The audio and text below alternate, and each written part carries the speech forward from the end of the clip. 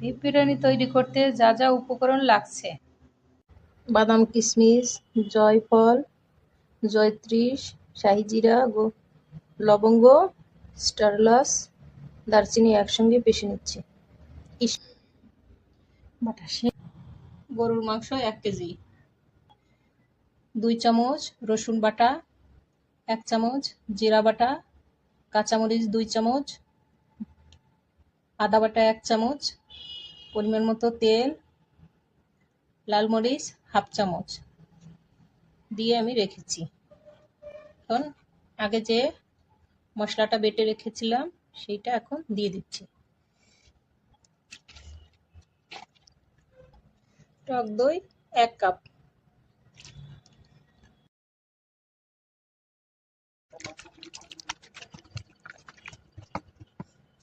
এক ঘন্টা রেস্টে রেখে দেবো।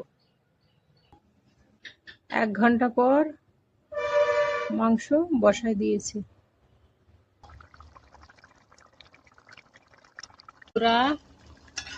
লাগলে লাইক কমেন্ট করে আমার চ্যানেলটি সাবস্ক্রাইব করে দিবেন, যাতে করে আমার রেসিপিগুলো খুব সহজেই আপনাদের কাছে পৌঁছে যায় আর আপনারা শিখতে পারেন।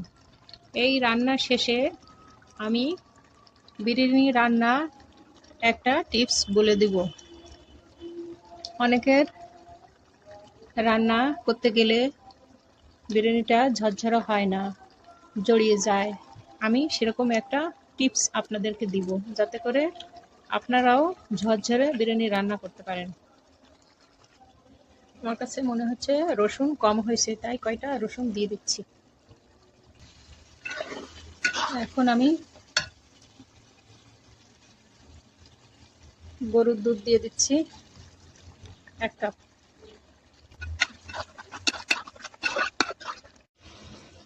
চামচ পরিমাণ ঘি দিয়ে দিচ্ছি।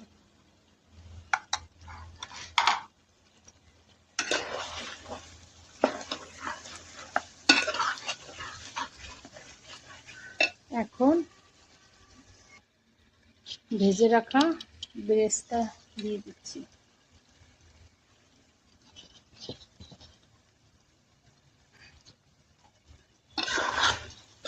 সম্পূর্ণ ভিডিও না দেখলে বুঝতে পারবেন না, তাই বন্ধুরা সম্পূর্ণ ভিডিওটি দেখবেন অবশ্যই, কারণ আমি রান্নার মাঝে কিছু কিছু মশলা অ্যাড করেছি।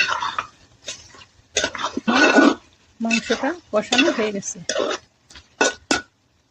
বাটার দিয়ে দিচ্ছি, ঘি 1 চামচ।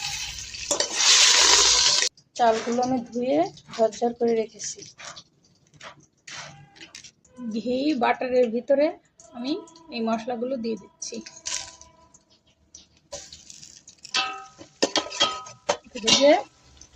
এখন চালগুলো দিয়ে দেবো, স্বাদ মতো লবণ।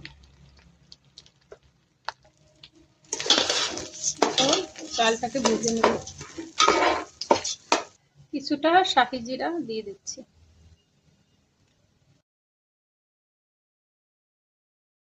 চালটা ভাজা হয়ে গেছে।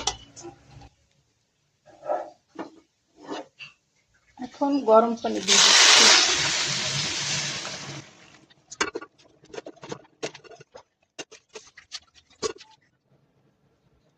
এখন 2 চামচ গুঁড়া দুধ দিয়ে দিচ্ছি।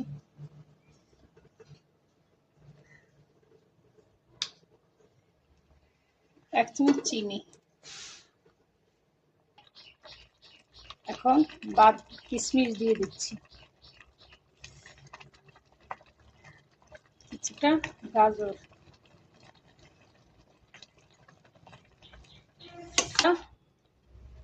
পানি নিচের দিকে চলে গেছে। এখন মাংসটা দিয়ে দিব।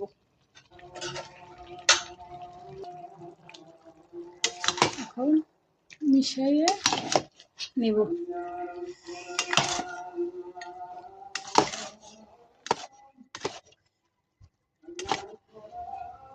এখন আপনাদের সঙ্গে একটা টিপস শেয়ার করছি।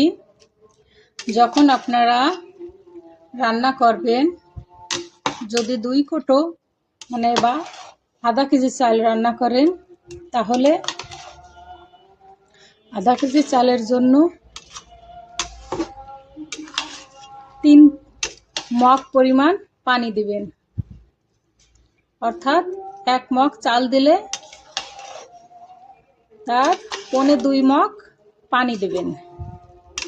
তাহলেই দেখবেন আপনার বিরিয়ানিটা ঝরঝরা হচ্ছে। এখন আমি দমে রেখে দেব 20 মিনিট পর।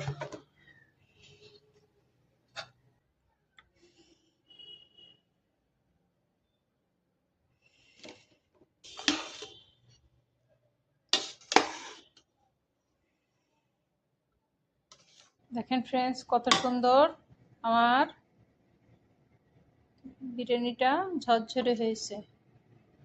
এই প্রসেসে আপনারা যদি রান্না করেন তাহলে আপনাদের বিরিয়ানিটাও আমার মতো এরকম ঝরঝরে হবে।